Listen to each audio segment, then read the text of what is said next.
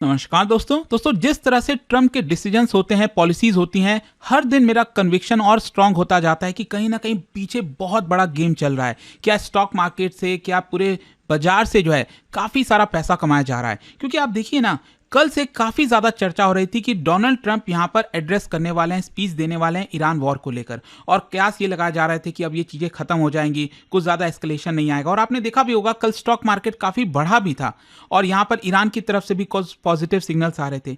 लेकिन अब अगर आप देखोगे, आज सुबह सुबह जब मार्केट खुला, धड़ाम से नीचे चला गया। आप देखिए, कल मार्केट बढ़ा था अच्छा खासा, वापस से ये नीचे चला गया। और इसके पीछे का मेन कारण है कि ट्रंप का ये जो स्पीच है, मतलब कहा तो ये जा रहा था कि यहां पर चीजों को और स्टेबल करने के लिए किया जाएगा, ट्रंप कुछ पॉजिटिव बातें करेंगे। लेकिन जिस तरह की चीजें हुई हैं ना, और जिस तरह के उन्होंने जवाब दिए हैं, यहां पर स्ट्रेट ऑफ हॉर्मुज से हमारा कोई लेना देना नहीं है, आप जाओ अपना खुद ही ऑयल खरीद लो, इनफैक्ट ऑयल खरीदना है तो अमेरिका आओ, इस तरह की बयान हो रहे हैं। तो इसको डिटेल से समझना जरूरी है कि आज हुआ क्या है, डोनाल्ड ट्रंप ने आज सुबह सुबह अपने स्पीच में क्या कहा है और इसका इंपैक्ट क्या होगा। और साथ ही साथ ईरान के जो राष्ट्रपति हैं, उन्होंने भी यहां पर एक ओपन लेटर लिखा है अमेरिका के नागरिकों के लिए, बहुत इंपॉर्टेंट है। वो सब कुछ मैं आपको डिटेल से बताऊंगा।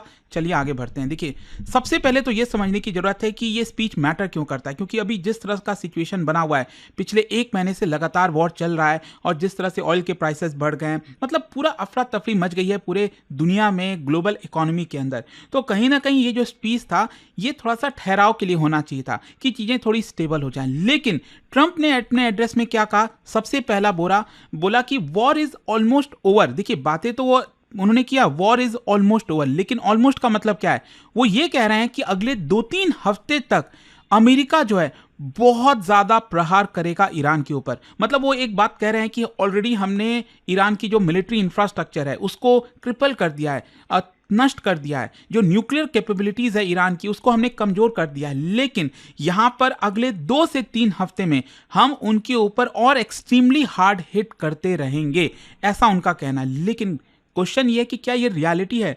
ग्राउंड रियलिटी आप देखोगे तो ईरान का जो स्टेट स्ट्रक्चर है वो अभी भी इंटैक्ट है। कहीं से भी ये लग नहीं रहा कि ईरान जो है वो झुकने को रेडी है। यहां पर जो रिजीम चेंज है, जो मेन गोल था अमेरिका का, वो तो पूरा हो नहीं रहा है। फिर इसके अलावा जो ईरान है, उसके पास मिसाइल अटैक, नेवल डिसरप्शन, ये सारे कैपेबिलिटी है, वो खत्म नहीं हुआ है। तो इसका मतलब यही हुआ कि ये दिखाता है टैक्टिकल सक्सेस। कुछ थोड़ा बहुत, मान लीजिए आपने इस्फहान पर बॉम्बिंग कर दी, उसको नष्ट कर दिया, तो ये टैक्टिकल सक्सेस हो सकता है, स्ट्रैटेजिक विक्ट्री नहीं है, जैसा ट्रंप यहां पर दिखाने की कोशिश कर रहे हैं। ठीक है, पहली चीज ये हो गई। दूसरा, यहां पर स्ट्रेट ऑफ हॉर्मुज, आप जानते हो ये कितना इंपॉर्टेंट हो गया पूरे दुनिया के लिए। भारत में कितनी परेशानी हो रही है, हर जगह आपने देखा होगा, गैस के प्राइसेस को लेकर। कतर से कितना सारा गैस निकलता है, कतर के अंदर वहां का जो प्रोसेसिंग प्लांट है उसको डिस्ट्रॉय हो गया।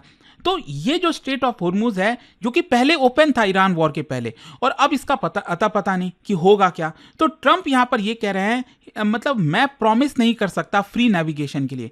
अगर मैं आपको बताऊं तो अमेरिका आज तक बेसिकली यही बोलता आया है, we will ensure freedom of navigation. दुनिया में जो इंटरनेशनल वाटर्स हैं, वहां पर हम एंश्योर करेंगे कि कोई भी प्रॉब्लम ना हो, नेविगेशन के लिए वो पूरी तरह से फ्री हो। लेकिन डोनाल्ड ट्रंप अब ये कह रहे हैं कि स्ट्रेट ऑफ हॉर्मुज को लेकर मैं फ्री नेविगेशन प्रॉमिस नहीं कर सकता। इनफैक्ट उन्होंने ये कहा, buy oil from the US और प्रोटेक्ट योर ओन शिप। अगर आपको ऑयल खरीदना है, खुद जाओ स्ट्रेट ऑफ हॉर्मुज में और वहां पर जाकर अपने शिप को प्रोटेक्ट करो। ये साफ दिखाता है कहीं ना कहीं कि जो ट्रंप है वो विफल हो गए हैं। उनका जो मेन एजेंडा था, जो मेन गोल था, वो पूरा नहीं हो पाया है। तो वही मैं आपसे कह रहा हूं, ट्रेडिशनली यूएस जो है वो ग्लोबल सिक्योरिटी प्रोवाइडर की तरह देखा जाता था, लेकिन अब तो ये ट्रांजैक्शनल जियोपॉलिटिक्स आपको देखने को मिलेगी। इनफैक्ट आपने देखा भी होगा ट्रंप किस तरह से नेटो को एग्जिट करने की बात कर रहे हैं। यहां पर जो यूके के पीएम है किर स्टारमर, उससे नाखुश है, स्पेन से नाखुश, पूरे यूरोप से जो है वो चिढ़े हुए हैं। तो ये सिचुएशन देखने को मिलेगी और इसका नतीजा क्या निकला, ऑयल प्राइस शॉक। आपको मैं दिखा भी देता हूं चार्ट। जैसे ही आप देख सकते हो कि एक दिन पहले जो है, जब ये खबर आ रही थी, थोड़ा पॉजिटिव सिग्नल आ रहा था, तो ऑयल के प्राइसेस नीचे गए। इनफैक्ट $100 के नीचे चल रहा था और ये भी एक्सपेक्ट किया जा रहा था कि जब ट्रंप का स्पीच आएगा, चीजें ठंडी होंगी और ये फर्दर नीचे चला जाएगा, $90 के नीचे, $80, वापस से नॉर्मलसी आनी चाहिए। लेकिन ट्रंप ने ये जो स्पीच दिया, इसकी वजह से उल्टा ऑयल के प्राइसेस वापस से ऊपर चले गए। और वही जो मैंने आपको स्टार्टिंग में कहा था ना, कि मेरा जो एक प्रकार से बार बार ये ऐसा लग रहा है कि कहीं ना कहीं पीछे बहुत बड़ा गेम चल रहा है, पैसे का गेम चल रहा है। कि आपको पता है ना कि आप यहाँ पर क्या बोलने वाले हो, उसकी वजह से मार्केट में क्या ट्रिगर होगा, और वही चीज़ यहाँ पर बार बार देखने को मिल रही है। अच्छा, बाय अमेरिकन ऑयल स्ट्रैटेजी, ये देखिए यहाँ पर ट्रंप ये कह रहे हैं that countries should rely on US energy export.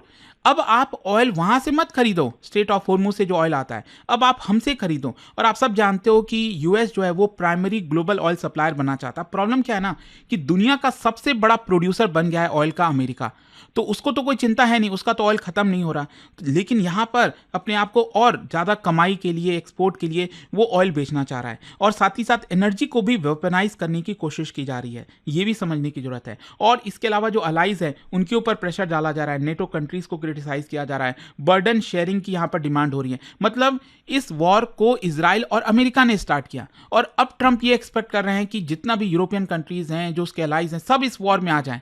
तो ये कहां तक जायज है ये आप सब समझ सकते हो। खैर, यहां पर इसका स्ट्रैटेजिक कॉन्ट्रडिक्शन आपको क्लियर कट देखने को मिलेगा। पहला कॉन्ट्रडिक्शन तो यही है, वॉर वर्सेस रियलिटी।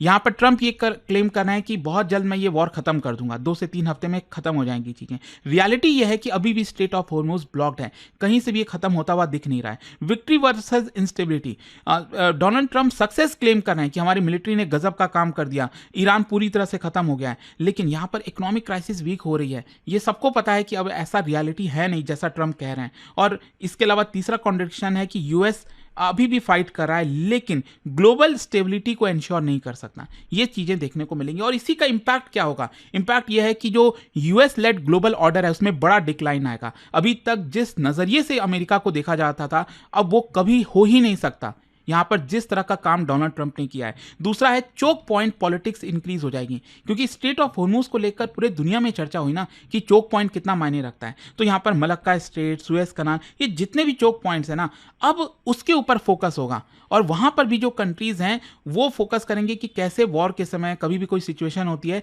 तो वो भी इसको ब्लॉक कर सकते हैं। फिर इसके अलावा एसिमेट्रिक वॉरफेयर का डोमिनेंस बढ़ गया है। मतलब ईरान को पता है कि उसके पास पेपर में अमेरिका से बहुत कमजोर है, पेपर में मिलिट्री पावर में, तो इसीलिए वो इकोनॉमिक डिसरप्शन, नेवल हैरेसमेंट, ये सारी चीजों का इस्तेमाल किया, और यही आगे चलकर वॉर में, दूसरे वॉर में भी शायद इस तरह की चीजें देखने को मिल सकती हैं। फिर एनर्जी नेशनलिज्म, जो कंट्रीज हैं दुनिया भर के, वो अब अपने स्ट्रैटेजिक रिजर्व पर फोकस करेंगे, सप्लायर्स को डाइवर्सिफाई करेंगे, ये चीजें देखने को मिलेगी। लेकिन सबसे इंटरेस्टिंग क्या होता है ना, जैसे देखिए डोनाल्ड ट्रंप का ये स्पीच आया, उसके पहले ही जो ईरान के राष्ट्रपति हैं पेजेस्कियन, उन्होंने सभी अमेरिका के नागरिकों के लिए एक ओपन लेटर लिखा।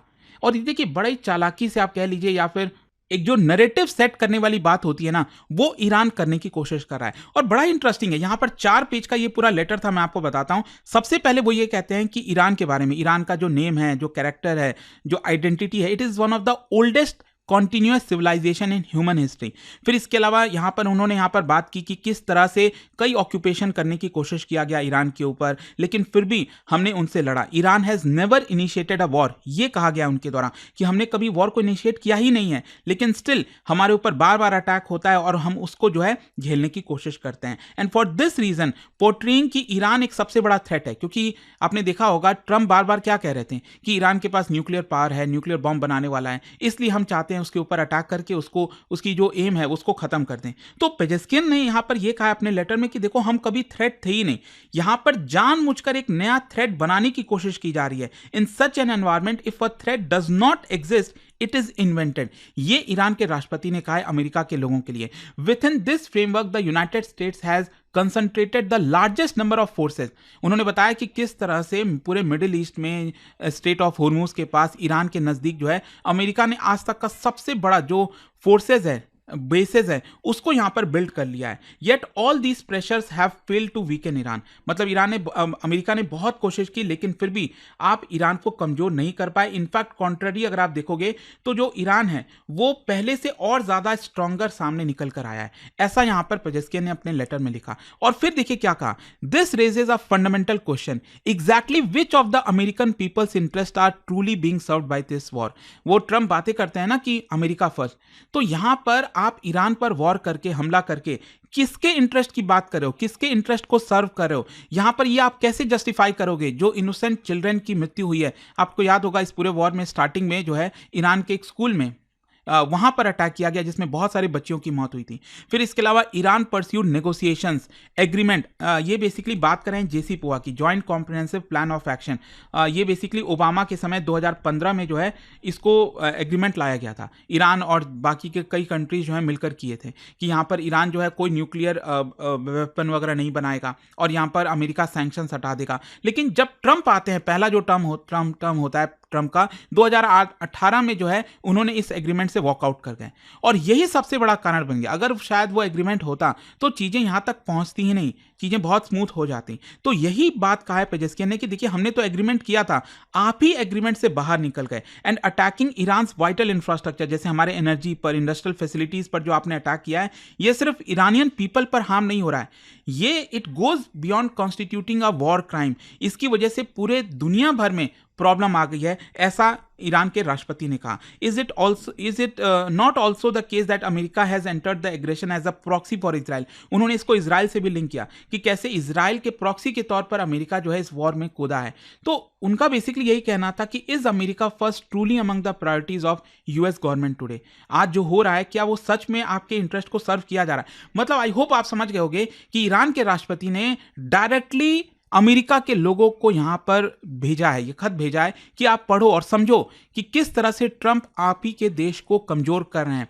यहां पर हमारे ऊपर अटैक करके एक प्रकार से जो सोचा जा रहा था कि हमें खत्म कर देंगे, ऐसा नहीं होने वाला, हम और स्ट्रॉन्गर सामने निकल कर आएंगे। तो ये पूरा नैरेटिव का गेम है। लेट्स सी, आई होप कि आपको इस वीडियो में डिटेल से समझ में आ गया होगा कि आज सुबह से हुआ क्या है। जाने से पहले एक बहुत ही इंटरेस्टिंग क्वेश्चन, क्या बता सकते हो ईरान के अंदर जो पहलवी डायनेस्टी थी, अभी जो बात हो रही थी ना 1979 में इस्लामिक रेवोल्यूशन हुआ, उसके पहलवी डायनेस्टी थी, क्या बता सकते हो जो पहलवी डायनेस्टी रूल करती थी उसके जस्ट पहले कौन सी डायनेस्टी थी? यहां पर आपको बताना है और इसका जो राइट आंसर आप सब जानते हैं, मेरे इंस्टाग्राम पर तो मिलेगा ही, वहां पर अगर आप नहीं हो कोई बात नहीं, टेलीग्राम से ले सकते हैं इसका सही उत्तर। और दोस्तों यहां पर जैसे मैंने आपको बताया, अगर आप यूपीएससी की तैयारी कर रहे हैं, हमारे जो नए बैचेस हैं 2027 हो या फिर 2028, 7 अप्रैल से स्टार्ट हो रहा है, जिसके अंदर प्रीलिम से लेकर इंटरव्यू तक की पूरी पढ़ाई कराई जाती है। आपको बस यूज करना है ये कोड अंकित लाइव मैक्सिमम डिस्काउंट के लिए, और ये फोन नंबर है, कोई भी अगर आपको डाउट हो, प्रॉब्लम हो बैच से रिलेटेड, इस पे कॉल कर लीजिए, मेरी टीम आपको अच्छे से गाइड कर देगी।